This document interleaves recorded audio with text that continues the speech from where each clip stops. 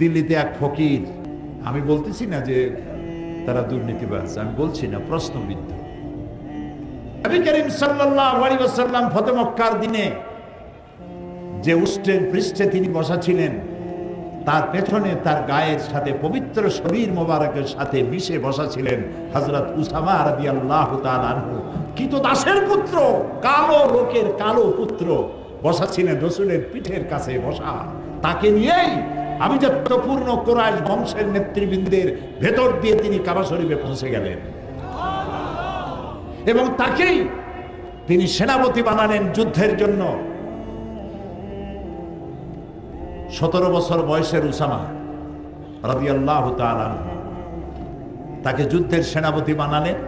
কিন্তু যুদ্ধে রওনা করার আগেই নবী করিম সাল্লাল্লাহু আলাইহি ওয়াসাল্লাম ইন্তেকাল করলেন। হযরত আবু বকর রাদিয়াল্লাহু তাআলা আনহু ক্ষমতায় আসলেন। ক্ষমতায় এসে তিনি বললেন, তিনি সেই কাজ দিয়ে শুরু করলেন যে কাজের সূচনা করেছিলেন নবী করিম সাল্লাল্লাহু আলাইহি ওয়াসাল্লাম পূর্ণতা পাবার আগেই দুনিয়া থেকে বিদায় হলেন সেই যুদ্ধে যাওয়ার জন্য। সেটা দিয়ে তিনি তার খেলাফতের কাজ শুরু করলেন। হযরত উসামা সেনাপতি, ঘোড়ার পৃষ্ঠে আরোহণ করেছেন খলিফার নির্দেশে। এগিয়ে চলছে তার পেছনে সাহাবীরা। কারা সেই সাহাবী? হযরত ওমর, হযরত খালিদ বিন ওয়ালিদ, বড় বড় সাহাবীরা সব পেছনে চলছেন, আর তিনি উঠে পিঠের উপরে বসা সেনাপতি, কৃতদাসের পুত্র, কালো উসামা বিন যায়েদ রাদিয়াল্লাহু তাআলা।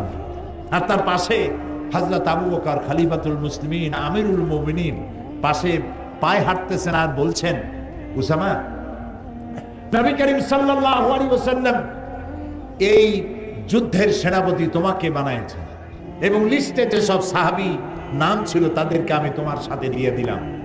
ওমরেরও নাম ছিল এখানে। আমি নতুন রাষ্ট্রের দায়িত্ব পেয়েছি, ওমরের মতো লোক আমার পাশে থাকা দরকার।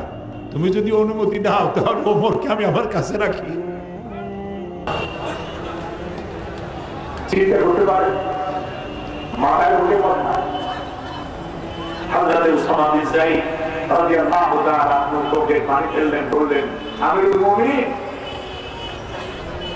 আমার খুব কষ্ট হচ্ছে, আমি ঘোড়ার পৃষ্ঠে বসা আমিরুল মুমিনিন পায়ে হাঁটতেছে।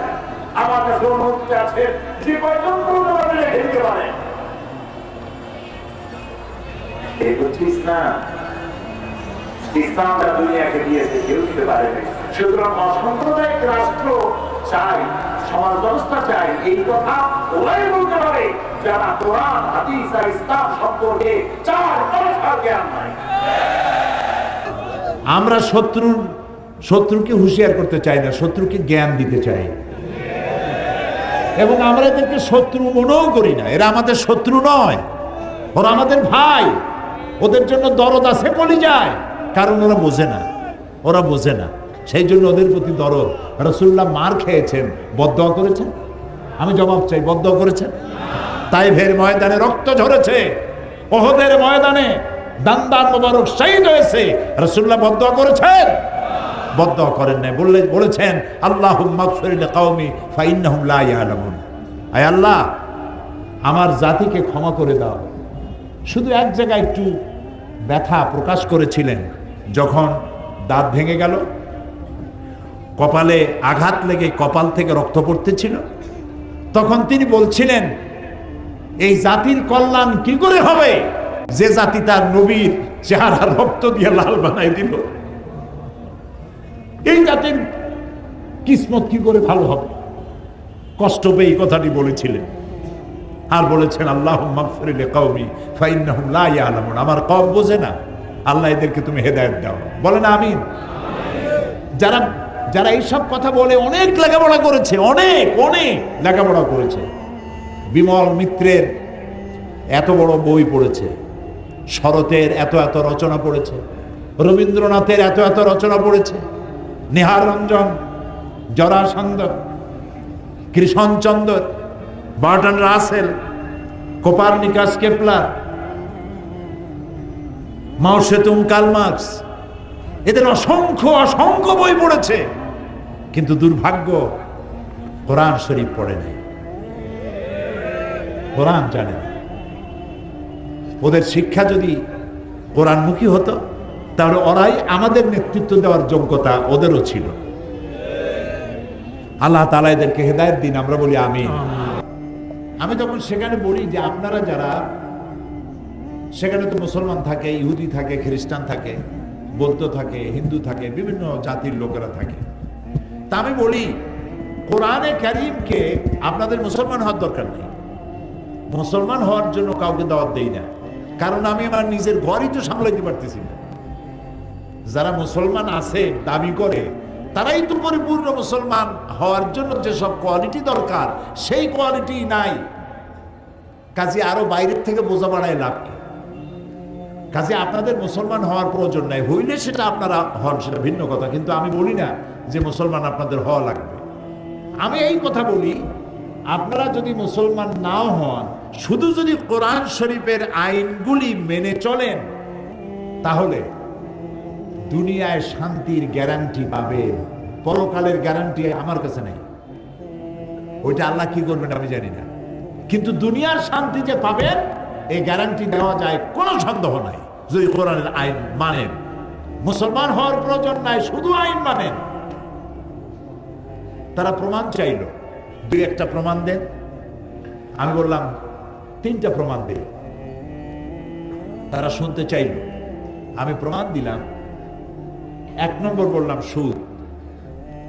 সুদ এটি হচ্ছে মারাত্মক একটি হাতিয়ার, পুঁজিবাদী শোষণের জঘন্যতম হাতিয়ার।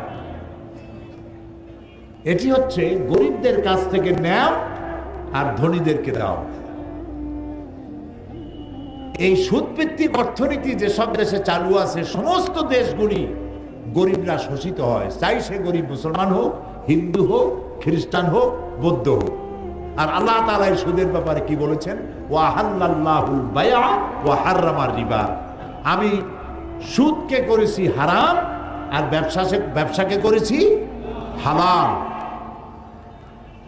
আর সুদের অপকারিতা বর্ণনা করে আল্লাহ তাআলা বলেছেন ফাইন লাম তাফআলু ফাযানু বিহারবিন মিনাল্লাহি ওয়া রাসূলিহি।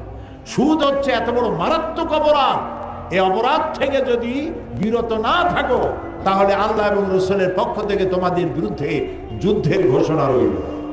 নাউজুবিল্লাহ। বলুন নবী করিম সাল্লাল্লাহু আলাইহি ওয়াসাল্লাম বলেছেন সুদের মধ্যে 70টি গুনাহ। কয়টা গুনাহ? তার ছোট্ট গুনাহ হলো নিজের গর্ভধারিণী মাকে নিকাহ করা। নাউজুবিল্লাহি মিন যালিক। এখন এই জঘন্যতম হাতিয়ার সুদ, যারা এনজিওর কাছ থেকে লেনদেন করেন তারা বোঝেন যে সুদের মজা কি। সুদের সুদ তস্যচুদ সুদ, চক্রবৃদ্ধি আকারে সুদ দিতে দিতে আসল টাকা সুদ সহ বহুবার ফেরত দেওয়ার পরেও সুদের থেকে মুক্ত মানুষ হতে পারে না। মারাত্মক জঘন্য। আল্লাহ তাআলা এটাকে হারাম করে দিল। এখন যদি রাষ্ট্র আইন করে এই সুদকে বন্ধ করে দিয়ে, যদি সুদভিত্তিক অর্থনীতি বন্ধ হয়ে গিয়ে যদি যাকাত ভিত্তিক অর্থনীতি চালু হয়ে যায়, তাহলে এর দ্বারা উপকৃত হবে কি মুসলমান না হিন্দু, খ্রিস্টান, বৌদ্ধ? সবাই হবে। বলেন বলেন না, জবাব দেন না। সবাই হবে। গেল এক নম্বর। দুই নম্বরে আল্লাহ তাআলা কোরআন শরীফে বলছেন ওয়ালা তাকরাবুজ জিনা ইন্নাহু কানা ফাহিশাতান ওয়া সা সাবিলা। জিনা করা তো দূরের কথা, এর নিকটেও যেও না। জিনা করো না, এই কথা কোরআন শরীফে কোথাও নেই। বলা হলো জিনা এত নিকৃষ্ট যেটার কাছেও যেও না। তো কাছে যেতে গেলে নিশ্চয়ই কিছু রুট আছে, কিছু রাস্তা আছে, এই রাস্তাগুলিতেও যেও না। সে রাস্তাগুলি কি? জিনার নিকটবর্তী হওয়ার জন্য যে রাস্তাগুলি, তার মধ্যে একটা হচ্ছে ব্লু ফিল্ম, অশ্লীল নাচ, অশ্লীল গান, অশ্লীল সাহিত্য, নারীর সৌন্দর্য প্রদর্শনী ইত্যাদি। এখন এই যে জিনিসগুলির নাম আমি বললাম, এই জিনিসগুলি যদি চালু থাকে সমাজে, কি কি বললাম মনে আছে? মনে আছে? এই রাস্তাগুলি যদি চালু থাকে তাহলে এর দ্বারা নির্যাতিতা হবে সকল শ্রেণীর নারীরা, চাই সে মুসলমান হোক, চাই সে হিন্দু হোক, চাই সে বৌদ্ধর মেয়ে হোক। ঠিক কিনা? কথা সত্য কিনা? এখন রাষ্ট্র যদি এই রুটগুলি বন্ধ করে দেয়, জেনা করার রুট, জেনা করার রাস্তা, লাইনগুলি বন্ধ যদি রাষ্ট্র করে, সৌন্দর্য প্রদর্শনী নিষিদ্ধ, ব্লু ফিল্ম প্রদর্শনী নিষিদ্ধ, ছায়া, অশ্লীল ছায়াছবি, অশ্লীল গান, নারীর সৌন্দর্য প্রদর্শনী ইত্যাদি নিষিদ্ধ, রাষ্ট্র যদি আইন করে বন্ধ করে দেয়, আপনারাই বলেন এর দ্বারা কি উপকৃত হবে শুধুমাত্র মুসলমান মেয়েরা, না সব জাতি, ধর্ম, দল, মত নির্বিশেষে সকল নারীরা তাদের ইজ্জত এবং সম্ভ্রমের গ্যারান্টি পাবে? কথা ঠিক কিনা? সূরা তাওবার 112 নম্বর আয়াতে আল্লাহ তাআলা মুমিনদের 8টি বৈশিষ্ট্যের কথা বলেছেন। কয়টি? 8টি। জান্নাতের সংখ্যা কয়টি? এই 8টি বৈশিষ্ট্য যদি আমরা ধরে রাখতে পারি আমাদের চরিত্রে, আমাদের চিন্তায়, চেতনায়, আমাদের মননশীলতায়, আমাদের চলায় ফেরায়, উঠায় বসায়, আমাদের লেনদেনে, আমাদের বক্তৃতায় বিবৃতিতে, আমাদের বিবাহ শাদীতে, আমাদের জীবন বৈচিত্র্যে, এই 8টি কোয়ালিটি যদি অর্জন করতে পারি, ধরে রাখতে পারি, অসম্ভব নয়, আল্লাহ তাআলা এরই বরকতে জান্নাতের 8টি দরজাই আমাদের জন্য ওপেন করে দিবেন ইনশাআল্লাহ। 1 নম্বরে হচ্ছে আত-তাইবুন, তওবাকারী। তওবাকারী, যারা তওবা করে, একবার না বারবার তওবাকারী। এখন তওবা কাকে বলে? তওবা মানে আমরা ধারণা করি তওবা মানে হলো গুনাহ মাফ চাওয়া। আসলে শব্দ সেটা নয়, অর্থ তা নয়। 2টি শব্দ এখানে, একটা হলো তওবা আর একটা হলো ইস্তেগফার। বলেন কি কি? তওবা আর ইস্তেগফার। তওবা শব্দের অর্থ হলো বিরত থাকা, বেঁচে চলা, স্টপ করে দেওয়া, বন্ধ করে দেওয়া, রুজু করা, ফিরে আসা, এ হলো তওবা শব্দের অর্থ। আল্লাহ তাআলা তার এক নাম হলো তাওয়াব। আল্লাহর এক নাম কি? তাওয়াব। যে তওবা করে সে রুজু করে। মুখালেফাত, তওবা মানে গুনাহ করা মানে মুখালেফাত করা, আল্লাহর সাথে, আল্লাহর আইনের সাথে বিরোধিতা করা, এটার নামই হলো গুনাহ। গুনাহ থেকে যে তওবা করলো সে রুজু করলো, মুখালেফাত থেকে মুওয়াফাকাতের দিকে আসলো। আল্লাহর বিধান অনুযায়ী চলার নাম হলো মুওয়াফাকাত, আর আপনি যখন বিরোধিতা করবেন সেটা হলো মুখালেফাত। আপনি যখন তওবা করলেন, রুজু করলেন, যিনি তওবা করলেন তাকে বলা হয় তায়েব। যিনি তওবা করেছেন তাই কি বলা হয়? তায়েব। একটা মানুষ যখন তায়েব হয়, আল্লাহ তার প্রতি তাওয়াব হন। ও লোকটা যখন রুজু করলো, আল্লাহ তখন তার দিকে ফিরে এলেন। এই জন্য হাদিসে কুদসির ভিতরে আছে যে বান্দা যদি আমার দিকে 1 হাত 1 বিঘাত আগায়, আমার রহমত তার দিকে 1 হাত আগায়। বান্দা যদি আমার দিকে হেঁটে আসে, আমার রহমত বান্দার দিকে দৌড়ে যায়। ইয়া আইয়ুহাল্লাযীনা আমানু তুবু ইলাল্লাহি জামিআ, হে বিশ্বাসীরা তোমরা সবাই আল্লাহর কাছে তওবা করো, ফিরে আসো। যে সব গুনাহ করেছো, গুনাহ থেকে ফিরে আসো, তওবা করো। আল্লাহ তাআলা এমন নন যে মানুষ গুনাহ করলে পরে তাকে শাস্তি দেবেনি।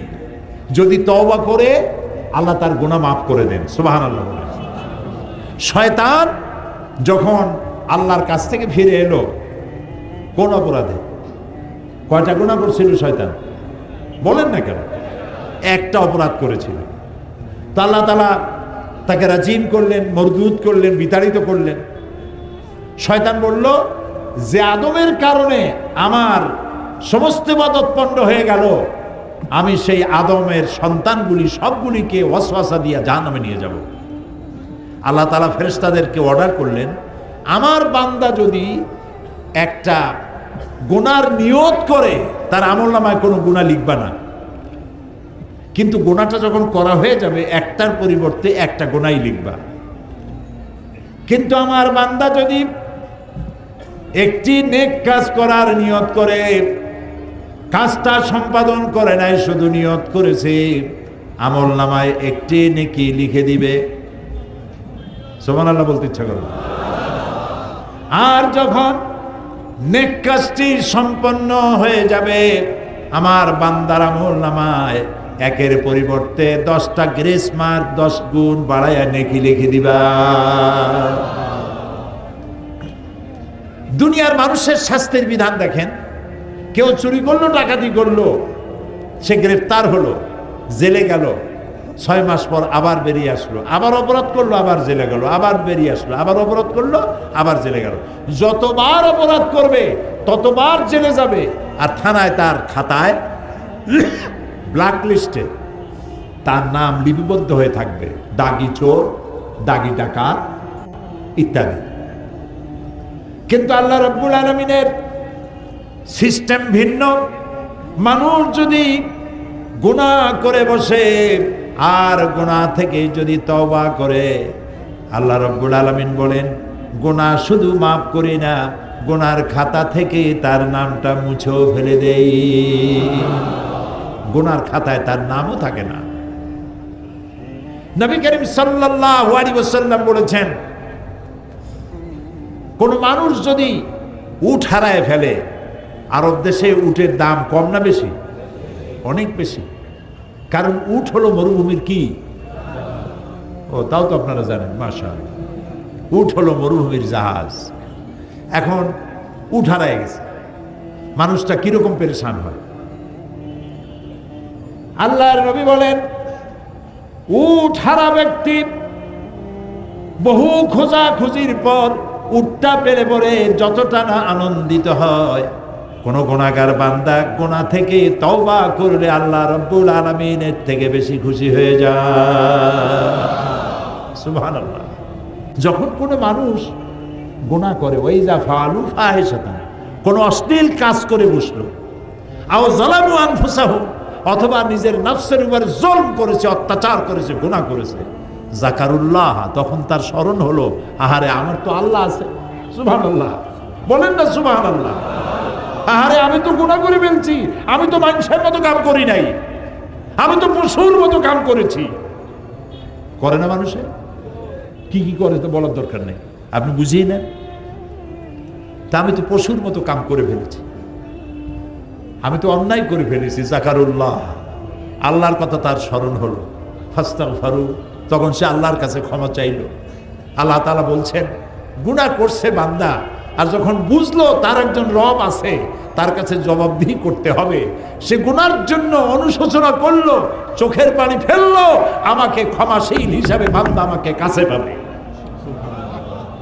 সুবহানাল্লাহ সুবহানাল্লাহ সুবহানাল্লাহ। আল্লাহ তাআলা বলছেন, ইয়া আইয়ুহাল্লাযীনা আমানু তুবু ইলাল্লাহি তাওবাতান নাসুহা। সুবহানাল্লাহ সুবহানাল্লাহ সুবহানাল্লাহ। আল্লাহ তাআলা বলছেন, ইয়া আইয়ুহাল্লাযীনা আমানু তুবু ইলাল্লাহি তাওবাতান নাসুহা। তওবা নাসুহা করো। তওবা নাসুহাটা কি? তওবা নাসুহাটা হচ্ছে এমন তওবা হবে যে তওবাটা গুনাহ 2 প্রকারের হয়, একটা হয় আল্লাহর সাথে আর একটা হয় বান্দার সাথে। গুনাহ কয় রকম হয়? 2 রকম, একটা আল্লাহর সাথে আর একটা বান্দার সাথে। তো আল্লাহর সাথে যে গুনাহটা হবে সেজন্য আল্লাহর কাছে ক্ষমা চাইতে হবে, এই গুনাহ আর করবো না, আল্লাহ তুমি মাফ করে দাও।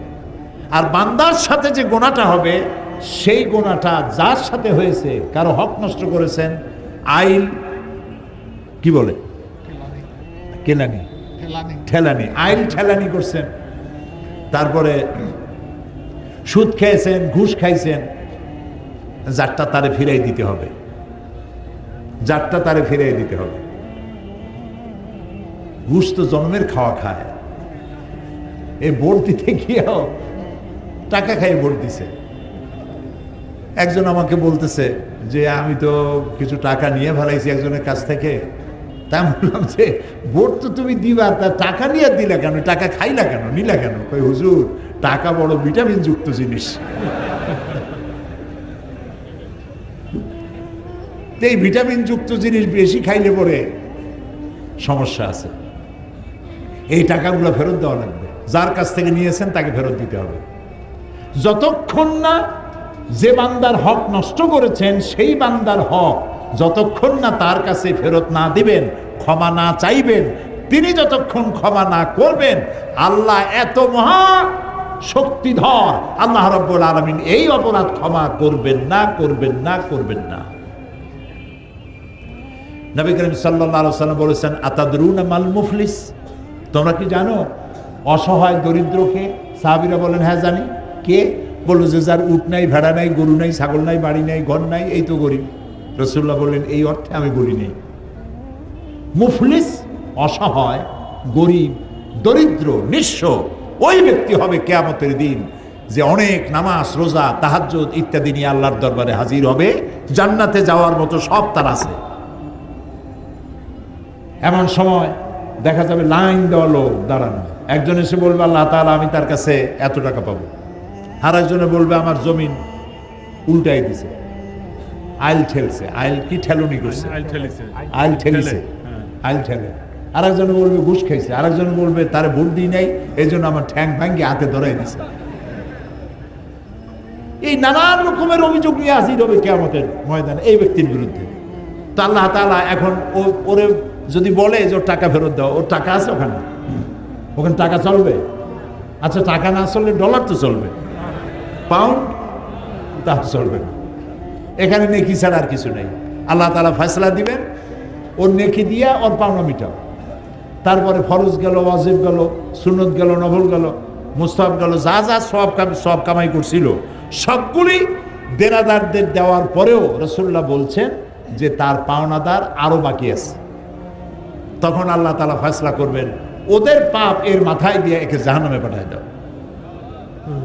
নাউজ বলেন নাউযু বিল্লাহি মিন যালিক। এটা হলো মুফলিস, এটা হলো অসহায়। এর থেকে দরিদ্র, এর থেকে অসহায় আর কেউ হতে পারে না। আল্লাহ আমাদেরকে মাফ করুন, আমরা বলি আমিন। এই যে কাবা শরীফ তওয়াফ করে আপনারা গেছেন না? আপনাদের তো অনেক পয়সা, সিলেটের মানুষের আলহামদুলিল্লাহ। যারা যান নাই যাবেন, যাবেন। আল্লাহ যাওয়ার তৌফিক দিন, বলেন আমিন, বলেন সবাই আমিন। কাবা শরীফের মজাই আলাদা, সুবহানাল্লাহ। একটি কালো ঘর, কোন শৈল্পিক সৌন্দর্য কাবা শরীফের নাই। কালো পাথর, কালো চাদর দিয়ে ঢাকা। কিন্তু আমি যতবার দেখি আমার কাছে মনে হয় যেন সারা দুনিয়ার সব সৌন্দর্য দিয়ে এই ঘরটা তৈরি করা হয়েছে, চোখ ফিরানো যায় না। এখানে তওয়াফের মধ্যে মানুষ যখন তওয়াফ করে ষষ্ঠ চক্করে একটা দোয়া আছে, আল্লাহুম্মা ইন্না আলাইয়া হুকুকান কাসীরান ফীমা বাইনি ওয়া বাইনা। আয় আল্লাহ তাআলা, তোমার সাথে আর আমার সাথে, আর তোমার বান্দার সাথে আর আমার সাথে কিছু দেনা পাওনা আছে। এই দেনা পাওনাগুলি কিভাবে শোধ হবে? তো তোমার কাছে আমার কাছে তোমার যা দেনা ছিল, আমি তো তোমার বান্দা, আমি তোমার গোলাম, আমার কাছে তোমার যা দেনা ছিল তুমি সব শোধ করেছো। সুবহানাল্লাহ বলে। আমি চোখ চাই নেই, একটার জায়গায় দুইটা চোখ দিছো, দুইটা কান দিছো, হাত দিছো, যৌবন দিছো, পাও দিছো, সন্তান দিছো, জায়গা দিছো, বাড়ি দিছো, টাকা দিছো, গাড়ি দিছো, কি দাও নাই? আমাকে সৃষ্টি করার পর সমস্ত দেনা, আমাকে দেওয়ার দেনাগুলি সব তুমি শোধ করেছো, কিন্তু তোমার কোনো দেনা আমি পরিশোধ করতে পারিনি, আমি তোমার কাছে ঋণী হয়ে আছি। এক। দুই নম্বরে, তোমার বান্দার সাথেও আমার অনেক দেনা পাওনা আছে। তোমার বান্দার কাছে যে আমার যে দেনা পাওনা আছে, ওই দেনা পাওনাগুলি আমি যেন শোধ করতে পারি সে তৌফিক তোমার কাছে কামনা করি। আর আমি যে তোমার কাছে দেনা হয়ে আছি, সেই দেনার শোধ করার একটাই পথ, তুমি দয়া করে আমাকে মাফ করে দাও। ওয়াদখিলনাল জান্নাতা বিগাইরি হিসাব, ওয়াদখিলনাল জান্নাতা মাল আবরার। আল্লাহ তোমার নেককার বান্দাদের সাথে আমাকে তোমার জান্নাত দিও, আর আমার কাছে তুমি হিসাব চাইও না। বলেন আমিন, বলেন আমিন, আবারও বলেন আমিন। আল্লাহর নবী বলেন, বান্দা যখন কাঁদতে থাকবে, ফোপাতে থাকবে, কাঁদতে থাকবে, আর ক্ষমা চাইতে থাকবে, আল্লাহ রাব্বুল আলামিন বলবেন, বান্দারে আমি তোমাকে ক্ষমা করে দিলাম, আমার জান্নাতে চলে যাও। আল্লাহুম্মা হাসিবনি হিসাবান ইয়াসীরা। আল্লাহ তাআলা বলেন আল্লাহুম্মা হাসিবনি হিসাবান ইয়াসীরা। আল্লাহ তাআলা আমার হিসাবকে সহজ করো। আল্লাহর কাছে কানবেন, দোয়া চাইবেন, আল্লাহ তাআলা হিসাবকে সহজ করে দিবেন কিয়ামতের দিন। অপরাধ প্রবণতা কমাতে হবে, তওবা করতে হবে সব জিনিস থেকে। যারা ব্যবসা করেন ওজনে কম দিবেন না, খাদ্যে ভেজাল দিবেন না, মিথ্যা কথা বলবেন না। তৈরি হয়েছে বাংলাদেশে বলতেছেন জাপানি, বলেন এরকম। দরকারটা কি? যেটুকু লাভ হয় এটুকুনি বরকত হবে। মিথ্যা কথা বলবেন না, ঘুষ খাবেন না।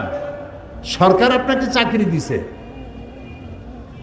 আপনার বাড়ি ভাড়া দেয়, টেলিফোন বিল দেয়, চিকিৎসার পয়সা দেয়, অফিস দিয়েছে, গাড়ি দিয়েছে, এরপরেও আপনি জনগণের কাছ থেকে পয়সা নেন কেন? সন্ত্রাসী কি শুধু বলা হয় যারা পিস্তল পিঠের উপরে বা বুকের উপরে পিস্তল ঠেকাইয়া যারা চাঁদাবাজি করে তারাই কি শুধু সন্ত্রাসী? না, ওরাও যেমন পিস্তল ঠেকাইয়া, মূল উদ্দেশ্য তো টাকা নেওয়া। মূল উদ্দেশ্য কি? পিস্তল ঠেকাই কয় বাইর করেন, কি বাইর করবো, আছে তাই বাইর কর। তখন পিস্তল ঠেকাইয়া টাকার উদ্দেশ্যেই পিস্তলটা ঠেকায়। পিস্তল ঠেকাইয়া চাঁদাবাজি করা যদি সন্ত্রাসী তৎপরতা হয়, তাহলে ফাইল চাপা দিয়ে, ফাইল আটকাইয়া টাকা আদায় করা এই অস্ত্র দিয়ে সন্ত্রাসী তৎপরতার চাইতে জঘন্য অপরাধ। অফিসের একটা ফাইল একটা টেবিল থেকে আরেকটা টেবিলে যেতে 14-15 দিন লাগে। কয় যে স্যার, এ ফাইলেও আজকাল একটু চাটা না হইলে ফাইল নড়ে না। সব জায়গায় পয়সা হারাম, আপনি হারাম খাচ্ছেন। হারাম টাকা দিয়ে আপনার গায়ের রক্ত তৈরি হচ্ছে, আপনার বাচ্চা পয়দা হচ্ছে, হারাম পয়দা হচ্ছে। শান্তি নাই, শান্তি পাবেন না, ঘুম হবে না। সেই জন্য তওবা করার অর্থই না যে আপনি বারবার তওবা করতে থাকবেন আর অভ্যাস বদলাবেন না। কি বদলাইতে হবে বলেন তো? অভ্যাস বদলাইতে হবে। জমিনের আইল ঠেলবেন না। এই শহরে, সিলেট শহর ভালো, ঢাকায় খুলনায় দেখছি 1 বিঘা জমির জন্য সুপ্রিম কোর্ট পর্যন্ত দৌড়ায়। এখানে মনে হয় এগুলি করে টরে না। আচ্ছা, আপনি যখন মরবেন কতখানি জায়গা পাবেন বলুন? 3.5 জায়গা পাবেন। আর 1 বিঘা জায়গার জন্য সুপ্রিম কোর্ট পর্যন্ত দৌড়াইতেছেন, খুনাখুনি করতেছেন। আহারে, কি বদবখতি! কাজেই জমিনের আইল ঠেলবেন না, চুরি করবেন না, ডাকাতি করবেন না, মিথ্যা বলবেন না, ওজনে কম দিবেন না, মানুষকে ভাগি দিবেন না। শিক্ষিত লোকেরাও ভাগি দেয়। মানুষ বলে যে শিক্ষা যখন বাড়বে তখন অপরাধ প্রবণতা কমবে। এখন তো দেখি শিক্ষা যত বাড়তেছে অপরাধ প্রবণতাও তত বেশি বাড়তেছে। রাস্তা কাঁচা, হাঁটতে পারি না। রাস্তা যদি পাকা হয় আর ইমান যদি কাঁচা হয়, রাস্তা পাকা, ইমান কি কাঁচা। আর রাস্তা পাকা হয়েছে, আগে চুরি করতে গেলে তাড়া খাইয়া কাদার মধ্যে আটকে যাইতো, আর অমনি ঘাট ঠাইসে ধরা যেত কাদার মধ্যে। এখন তো রাস্তা পাকা, ইমান কাঁচা। বাড়িতে যা ছিল লুটপাট করছে, আপনি দেখার আগেই মোটর সাইকেলে চড়ে ভো করে চলে গেল, ধরতেও পারবেন না। তো ইমান যদি হয় কাঁচা, রাস্তা যদি হয় পাকা, এতে লাভ নেই। ইমানদারে আগে পাকা বানাইতে হবে। তার অর্থ এই নয় যে আমি উন্নয়নের বিরুদ্ধে কথা বলতেছি, উল্টা বুঝেন না। শিক্ষা যত বাড়তেছে অপরাধ প্রবণতা তত বাড়তেছে। আপনি স্কুলে দেখেন, এই যে এখন যে নার্সারি স্কুল আছে না, নার্সারি প্লে গ্রুপ, এতটুকুন বাচ্চা, তার বই এতগুলো, বাচ্চার চাইতে বইয়ের ওজন বেশি। ওগুলোর জন্য আবার বাড়িতে প্রাইভেট মাস্টার রাখতে হয়। কখা পড়বে, কাগজ উল্টাবে কেমনে, পেন্সিল ধরবে কেমনে, ওটার জন্য প্রাইভেট মাস্টার 3000 টাকা দিতে হবে তাকে। আমরা তো যখন ছোটবেলায় পড়াশোনা করেছি, ছোটবেলা বা যদ্দূর পড়ছি, প্রাইভেট মাস্টার কারে বলে আমরা চিনি না। আপনারা চিনতেন? আমাদের কোনো দরকার হয়নি, আমরা বুঝি নেই প্রাইভেট মাস্টার লাগবে কোন কামে। তো প্রাইভেট মাস্টার লাগতেছে কেন? এই জন্য লাগতেছে যে স্কুলে যে টিচার শিক্ষকতা করতেছেন তিনি পাঠদান সঠিকভাবে করছেন না। যদি পাঠদান সঠিকভাবে করতেন তাহলে প্রাইভেট টিচার রেখে যারা সরকারি চাকরি করে মধ্যবিত্ত লোক, তাদের বাজারের টাকা কমাইয়া কমাইয়া আপনারে পয়সা দিয়া এইভাবে করে ছেলেমেয়ের লেখাপড়া শিক্ষার দরকার ছিল না। তাহলে আপনি স্কুলে ফাঁকি দিচ্ছেন, আপনি কলেজে ফাঁকি দিচ্ছেন, ইউনিভার্সিটিতে ফাঁকি দিচ্ছেন, ঠিক মতো পড়াচ্ছেন না। যুবকদের জন্য বেশি জরুরি, সবার জন্যই জরুরি। দেখা যায় মেয়েদের কলেজ ছুটি হয়েছে, girls college, girls high school ছুটি হয়েছে, কতগুলো পোলাপান মাথায় এত বড় চুল, হাতে মোবাইল, ধিন ধিন করে নাচতেছে, গেটের সামনে এতিমের মতো খাড়াই রয়েছে। আরে বাবা, তুমি ওখানে গেছো কেন? অন্যের মেয়েকে তোমার নিজের আপন বোন বা মায়ের মতো দেখতে পারো না? নারীদেরকে সম্মান করতে শেখো। হিন্দু, খ্রিস্টান, বৌদ্ধ প্রত্যেকটি মানুষকে সম্মান করো। আমার কোরআন তাই শেখায়। আমার কোরআন বলে কারো দেবতাকে গালি দিও না, কারো দেবতাকে গালি দিও না, কারো মন্দির, কারো প্যাগোডা, কারো গির্জা ভেঙে দিও না, কারো উপাসনালয়ের গায়ে হাত দিও না। প্রত্যেক ধর্মের প্রতি মর্যাদা রক্ষা করো, সম্মান বোধের সৃষ্টি হোক মানুষের প্রতি মানুষের। আল্লাহ রসুল বলেছেন, আল খালকু আয়ালুল্লাহ, গোটা সৃষ্টি জগৎ আল্লাহর পরিবার। সুবহানাল্লাহ বলেন, সুবহানাল্লাহ বলেন। পিঁপড়া থেকে শুরু করে হাতি, টুনটুনি পাখি থেকে ঈগল পাখি, চেলাপুটি থেকে তিমি মাছ, সমস্ত সৃষ্টি জগৎ আল্লাহর পরিবারভুক্ত। সুতরাং কোনো মানুষকে, কোনো প্রাণীকে কষ্ট দিবেন না। মানুষের প্রতি সম্মানবোধ, নারীর প্রতি সম্মানবোধ, মানুষের প্রতি শ্রদ্ধাবোধ। মান লাম ইয়ারহাম সাগীরানা ওয়া লাম ইউআক্কির কাবীরানা ফালাইসা মিন্না। রাসূলুল্লাহ বলেছেন, যে ব্যক্তি বয়স্কদেরকে সম্মান করে না, ছোটদেরকে স্নেহ করে না, সে আমার দলভুক্ত নয়, আমার উম্মত নয়। সোজা কথা। আমরা কি ছোটদেরকে স্নেহ করতে পারছি? না, পারিনি। মসজিদের মধ্যে বাচ্চা দেখলি, ভাই এই দূর দূর দূর। আরে ভাই, ওটা তো কোনো বিশেষ প্রাণীর বাচ্চা না, ওটা তো মানুষের বাচ্চা। এমন ভাবে চোখ গরম করে ওই বাচ্চা বাড়ি যায়, কয় মা, মসজিদে আমি আল্লাহর কসম জীবনে আর যাবো না। এইটা কি করা উচিত হয়েছে বলেন আপনি? ওরে আপনি আদর করবেন, প্রয়োজনে পকেটে 3-4টা চকলেট নিয়ে যাবেন। বাচ্চা যদি মসজিদে দেখেন, নামাজ পড়ে বেরোবার সময় ওরা একটা চকলেট দিবেন। বাচ্চা মনে করবে ভালো তো, মসজিদে আসলেই তো চকলেট পাওয়া যায়, ও মসজিদের অভ্যাস হবে। আপনি তো সর্বনাশ করছেন। নবী করিম সাল্লাল্লাহু আলাইহি ওয়াসাল্লাম এই আচরণ করেন নাই। বাচ্চাদের প্রতি তিনি রহমশীল ছিলেন। বলবো সামনের দিকে ইনশাআল্লাহ। আজকে কথা শেষ করে দিয়ে এইভাবে, যে আমাদের অভ্যাসটা বদলাইতে হবে। কি কি বলছি মনে আছে তো? তাও কথা কেন, কথা না বললে আমি বুঝি কি? মনে আছে? মনে আছে? আল্লাহ মনে রাখার তৌফিক দিক জোরে বলেন আমিন। আমি মোনাজাত করব, মোনাজাতের জন্য দাঁড়ানো ভাইদের বসতে হবে। আপনারা তো জানেনই, আমি সবসময় বলি যে মোনাজাতটার আদব হলো বসে মোনাজাত করা। একটু বসেন। এতক্ষণ কিন্তু আমি একবারও বলি না যে আপনি বসেন বসেন, বলিনি। এখন বলছি, আদর করে বলছি, সম্মান করে বলছি, বসুন, মোনাজাতে আমরা অংশ নেই। জীবনটাকে বদলাবো, এটা শপথ নিলাম আজকে। জীবনটাকে, যার যে বদভ্যাস আছে, আমি জানি আমার কি বদভ্যাস আছে, আপনি জানেন আপনার মধ্যে কি বদভ্যাস আছে, আপনি জানেন কত জায়গায় আপনি আল্লাহর সাথে নাফরমানি করেন, আমিও জানি আমি কত জায়গায় আল্লাহর সাথে নাফরমানি করি। আল্লাহ এবং রাসূলের সাথে নাফরমানি হয়, এই সমস্ত কাজ থেকে আল্লাহ তাআলা আমাদেরকে রক্ষা করো, আমরা বলি আমিন। তো আল্লাহ তাআলার কাছে তওবা করতে হবে, গুনাহ মাপ চাইতে হবে, আর ওই বদভ্যাস আর করব না। মা বাপকে সম্মান করব, ছোটদেরকে স্নেহ করব, ওজনে কম দেব না, খাদ্যে ভেজাল দেব না, মানুষকে ফাঁকি দেব না। চিকিৎসার নামে, এবার ডাক্তারদেরকে বলছি, যারা চিকিৎসক, সব না, আমি তো বলছি নসিহত আমার জন্য, রাগ করতেছেন না তো?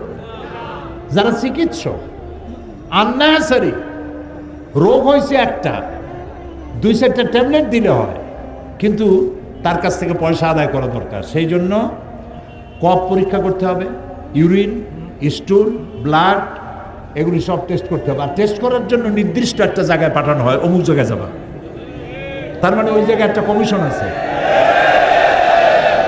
তো আপনি তো ভালো কাজ করতে পারলেন না, আপনি মানুষ, আল্লাহ আপনারে একটা চিকিৎসার মতো মহৎ সেবা করার একটা যোগ্যতা আল্লাহ আপনাকে দিয়েছেন। সুবহানাল্লাহ। কত মলিন মুখ আপনার হাতের ছোঁয়ায় আল্লাহর রহমতে হাসি ফুটে। সুবহানাল্লাহ। মা বাপ বাচ্চা নিয়ে আসে, রুগী নিয়ে আসে, মুখ মলিন, আরে বাঁচবে কিনা? ডাক্তারের একটু আদরে ছোঁয়ায়, ডাক্তার যদি একটু ভালো ব্যবহার করে, কি হয়েছে, ভালো হয়ে যাবে ইনশাআল্লাহ, আল্লাহ আল্লাহ করেন। তবে মনে রাখবেন, ওষুধে কিচ্ছু হবে না, আল্লাহর রহমতে হবে, আপনি তো ভালো হয়ে যাবেন, এত চিন্তা করেন কেন? এগুলি বলতে হবে। আর নামাজ পড়বেন, আল্লাহ আল্লাহ করেন। আমার আবুল আম্বিয়া, সমস্ত নবীদের পিতা ইব্রাহিম আলাইহিস সালাম, তিনি বলেছেন, ওয়াইজা মারিতু ফাহুয়া ইয়াশফিন, আমি যখন অসুস্থ হই আমারে কে ভালো করে? কে ভালো করে? আল্লাহ তাআলা ভালো করেন। রোগীদের সাথে ভালো ব্যবহার করুন, ভালো আচরণ করুন। এখন ডাক্তার যদি হয় বদমেজাজি, রুগী একবার আসছে ওষুধপত্র দিয়ে দিয়েছে, আবার আসছে তুমি এখনো মরো নাই, এইরকমের ডাক্তার হইলে তো তার কাছে আর আসবে না। মেজাজটা ভালো করতে হবে। প্রয়োজনের অতিরিক্ত টেস্ট দেওয়ার দরকার নাই, প্রয়োজনের অতিরিক্ত ওষুধ দেওয়ার দরকার নাই। আমি এক ডাক্তারকে জানি, যে ডাক্তারের মাথার উপরে লিখে রাখছে, আমি নাম বলবো না, তাহলে আপনারা সবাই তারে ওখানে যে ভিড় করবেন।